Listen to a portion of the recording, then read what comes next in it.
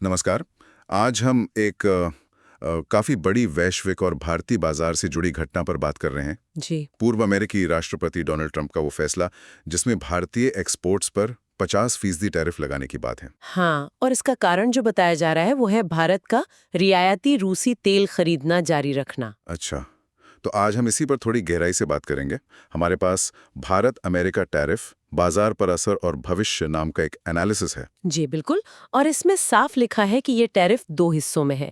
1 अगस्त से 25% ओके। और फिर 27 अगस्त से मतलब उसी महीने 25% और। तो कुल मिला के 50% हो गया। 50%, ये तो बहुत ज्यादा है। हाँ, ये चीन पर जो टैरिफ लगे थे उनसे भी ज्यादा है।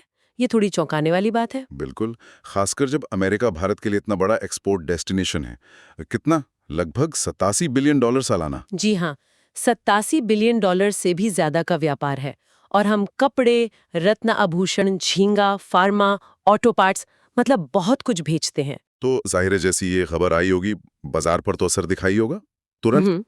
हाँ, असर तो फौरन और काफी गहरा था। जो एक्सपोर्ट ओरिएंटेड कंपनियां हैं, उनके शेयर्स में 6% तक की गिरावट आ गई। अच्छा। सेंसेक्स, निफ्टी, ये जो मेन इंडेक्स है, वो 3 महीने के निचले स्तर पर चले गए। ओह। और विदेशी निवेशक FIIs जिन्हें कहते हैं, उन्होंने तो बिकवाली शुरू कर दी। सिर्फ 9 ट्रेडिंग दिनों में करीब 27,000 करोड़ निकाल लिए। 27,000 करोड़ रुपए सिर्फ 9 दिनों में। ये तो मतलब बहुत पैसा है। निवेशकों में डर बैठ गया लगता है। हाँ, डर तो है कि भाई मुनाफा कम होगा कंपनियों का, मार्जिन घटेंगे। तो कौन से खास उद्योग हैं जिन पर मतलब सबसे सीधी मार पड़ी है और क्यों लगता है ऐसा? देखिए, सबसे ज्यादा असर तो कपड़ा और परिधान मतलब टेक्सटाइल्स और गारमेंट्स पर। इनमें क्या है कि प्रॉफिट मार्जिन पहले से ही कम होते हैं। तो 50% टैरिफ उनकी लागत बहुत ज्यादा बढ़ा देगा। वो झेल नहीं पाएंगे शायद। सही बात है। फिर रत्न और आभूषण वाला सेक्टर, वो भी एक्सपोर्ट पर बहुत निर्भर है।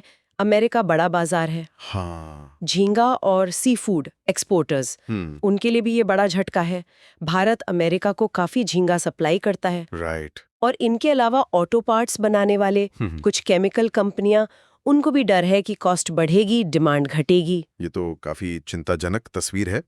लेकिन क्या कुछ ऐसे भी सेक्टर्स हैं जो मतलब थोड़े बचे हुए हैं सबसे, या कम असर दिख रहा है? हाँ, कुछ है। जैसे IT सर्विसेज, हाँ। इनका एक्सपोर्ट ज्यादातर डिजिटल है। कोई फिजिकल सामान तो जा नहीं रहा। अच्छा, हाँ, तो टैरिफ का सीधा असर नहीं है। बिल्कुल। फार्मा सेक्टर भी है। दवाइयां तो एसेंशियल है, जरूरी है। तो वहां अमेरिकी मांग बनी रहेगी, शायद असर कम हो। ओके। और फिर FMCG मतलब रोजमर्रा के इस्तेमाल की चीजें बनाने वाली कंपनियां, और वो जो ज्यादातर घरेलू बाजार पर मतलब भारत में ही बेचते हैं, वो फिलहाल ज्यादा स्थिर हैं। समझ गया। तो निवेशकों के लिए तो ये काफी कंफ्यूजन वाला टाइम होगा। क्या सलाह दी जा रही है उन्हें? शॉर्ट टर्म और लॉन्ग टर्म में क्या करें? एक्सपर्ट्स तो यही कह रहे हैं कि शॉर्ट टर्म में मतलब अगले कुछ महीनों में उन शेयरों से थोड़ा बचें जो सीधे एक्सपोर्ट पर, खासकर अमेरिका को एक्सपोर्ट पर डिपेंडेंट हैं।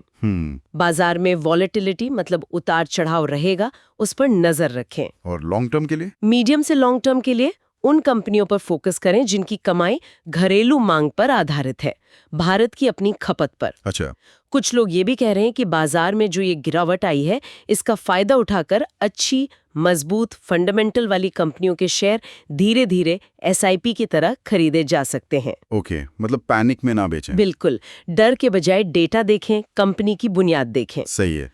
ये तो हुई निवेशकों की बात। लेकिन अगर हम पूरी अर्थव्यवस्था मैक्रो लेवल पर देखें तो इसका क्या असर हो सकता है? GDP ग्रोथ पर भी असर पड़ेगा क्या? हाँ, अगर ये टैरिफ लंबे खिंचते हैं तो अर्थशास्त्रियों का अनुमान है कि भारत की GDP ग्रोथ रेट में 0.3% से 0.4% की कमी आ सकती है। तो 30-40 बेसिस पॉइंट्स। जी, 30-40 बेसिस पॉइंट्स मतलब रफ्तार थोड़ी धीमी। एक्सपोर्ट ग्रोथ पर और दबाव बढ़ेगा, जो पहले से ही ग्लोबल स्लोडाउन की वजह से थोड़ा सुस्त है। और महंगाई का भी खतरा है। अगर कंपनियों ने ये टैरिफ का बोझ आगे ग्राहकों पे डाला तो चीजें महंगी हो सकती हैं। और इसका असर सरकार के खर्च, राजकोषीय घाटे और देश के फॉरेक्स रिजर्व चालू खाते पर भी पड़ सकता है। तो ऐसे में सरकार क्या सोची हुई है? क्या विकल्प है उनके पास? प्रधानमंत्री मोदी का तो कोई सीधा बयान नहीं आया है इस पर, लेकिन खबरों के मुताबिक कॉमर्स मिनिस्ट्री कई चीजें देख रही है। जैसे? एक तो WTO वर्ल्ड ट्रेड ऑर्गेनाइजेशन में अपील करना कि भाई ये नियम के खिलाफ है, फिर उसमें टाइम लगता है। हाँ, वो तो है। दूसरा, अमेरिका के ट्रेड अधिकारियों से बातचीत करना, कोई बीच का रास्ता निकालना। तीसरा, इंडियन एक्सपोर्टर्स के लिए अमेरिका के अलावा नए बाजार ढूंढना, डाइवर्सिफाई करना। और जवाबी टैरिफ, रिटेलिएशन। वो भी एक ऑप्शन होता है, पर उसमें फिर ट्रेड वॉर बढ़ने का खतरा रहता है, तो शायद सरकार उसे आखिरी विकल्प रखे। समझ गया। तो आगे क्या लगता है, मतलब भविष्य कैसा दिख रहा है? कुछ उम्मीद या सिर्फ रिस्क ही रिस्क? देखिए, दो रास्ते हो सकते हैं। एक अच्छा सिनेरियो ये है कि डिप्लोमेटिक बातचीत से, मतलब कूटनीति से, मामला सुलझ जाए। भारत तेजी से नए एक्सपोर्ट मार्केट ढूंढे और अपनी डोमेस्टिक इकोनॉमी को और मजबूत करें। और बुरा सिनेरियो? रिस्क ये है कि अमेरिका दबाव बनाए रखे, निवेशकों का भरोसा कमजोर रहे और एक्सपोर्ट वाले सेक्टर्स को लंबे समय तक दिक्कत हो। तो अगर हम फटाफट समराइज करें, 50% टैरिफ, अगस्त में 2 फेज में, कपड़ा, jewellery, sea food, auto part जैसे सेक्टर ज्यादा प्रभावित। जी, बाजार 3 महीने के लो पर एफआई ने पैसा निकाला, जीडीपी पर 0.3-0.4% तक का असर आ सकता है। सही। और आईटी, फार्मा, एफएमसीजी जैसे सेक्टर थोड़े सेफ हैं। बिल्कुल, और ये सिर्फ एक ट्रेड इशू नहीं है, ये एक तरह से भारत की इकोनॉमी की रेजिलियंस, मतलब लचीलेपन का टेस्ट है। हाँ, ये बात तो है। अब देखना ये है कि क्या ये एक टेम्पररी झटका है या ये भारत को अपनी एक्सपोर्ट स्ट्रैटेजी बदलने, घरेलू मांग बढ़ाने और जियोपॉलिटिकल रिश्तों को नए सिरे से देखने के लिए मजबूर करने वाला एक टर्निंग पॉइंट बनेगा। बिल्कुल, इसका जवाब तो खैर वक्त ही दे।